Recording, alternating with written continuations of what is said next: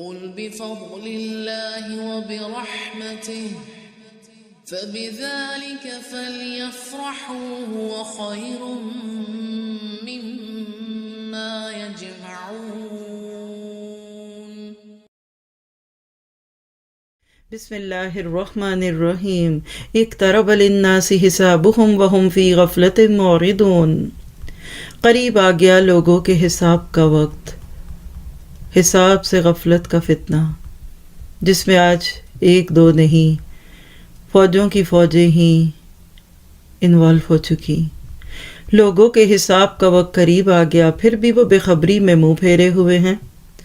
سوچئے جو 2 دن پہلے اچانک ہارٹ اٹیک سے مر گیا، اس کو پتہ تھا کہ میرے مرنے کا وقت قریب ہے، لیکن دنیا ہی کے غم تھے، فکریں تھیں. اور جب اتنے غافل ہیں تو اس کا نتیجہ کیا ہوا؟ ان کے پاس ان کے رب کی طرف سے جو بھی نئی نئی نصیحت آتی ہے اسے وہ کھیل کود ہی میں سنتے ہیں، یعنی چائلڈش بیہیویئر. کھیل بڑا پیارا ہو گیا، فن، فرولک، پلیز، گیمز، میچز، اسی میں دل کھوئے ہوئے ہیں. ان کے دل بالکل غافل ہیں.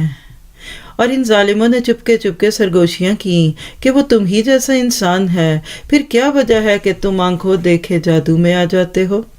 ایک ایک جملہ شعور پہ برسنے والا جملہ ہے.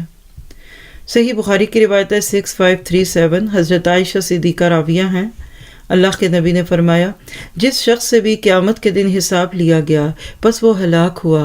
میں نے عرض کیا اللہ کے رسول، کیا اللہ تعالیٰ نے خود نہیں فرمایا فَأَمَّا مَنْ أُوتِيَ كِتَابَهُ بِيَمِينِهِ فَسَوْفَ يُحَاسَبُ حِسَابًا يَسِيرًا، کہ پس جس کا نام اعمال اس کے دائیں ہاتھ میں دیا گیا تو ان قریب اس سے آسان حساب لیا جائے گا. اس پر نبی کریم صلی اللہ علیہ وسلم نے فرمایا کہ یہ تو صرف پیشی ہوگی، یعنی صرف جا کر پیش ہونا ہوگا. اللہ رب العزت کے کہنے کا مطلب یہ ہے کہ قیامت کے دن جس کے بھی حساب میں کھود کرید کی گئی اس کو عذاب یقینی ہوگا. اللہم حاسبنا حسابا یسیرا. اس کو ایسے ہی نہ جانے دیجیے، دل سے تڑپ کے دعا کریں اور اپنی دنیا پہ ذرا نظر تو ڈالیں.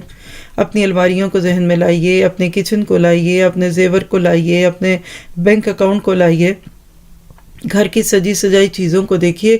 یاد رکھیے ایک ایک چیز تو لے گی، اور خاص طور پہ وہ چیزیں جو ہمیں غافل کر دیں نمازوں سے، روزوں سے.